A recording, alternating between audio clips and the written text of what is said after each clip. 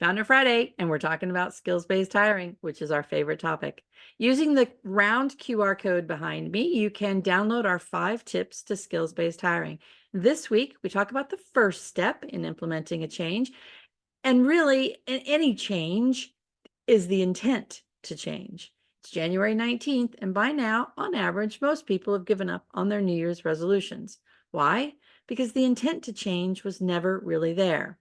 For a skills-based model to work, the intent to change must be there from the top down in your organization. David Meltzer puts it this way: intention has levels, which means we need to further examine how we're utilizing our time and activities. If you aren't following David or listening to him, I highly recommend it.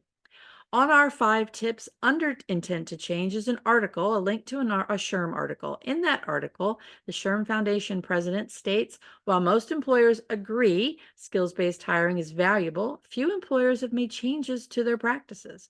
This keeps qualified talent on the sidelines and businesses from thriving.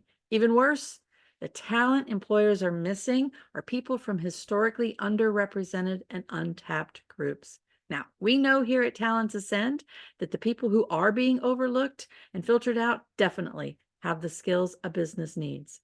Skills-based hiring requires a mindset shift so that the candidates are valued in instead of being filtered out or overlooked. This means looking at new ways to define the roles within your company and the candidates and how you evaluate them and where you source them.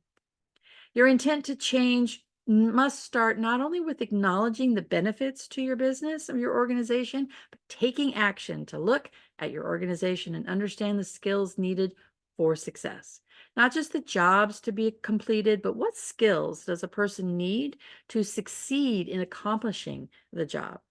As I talked about last week, it's an entirely different and much more successful outcome when you look at the skills required and find someone with those skills.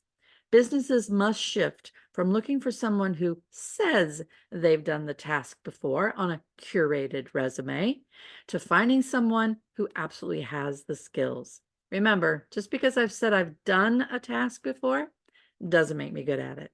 Once you have the solid intent to change from the top down, it's time to take step number 2, which we will talk about next week. See you then.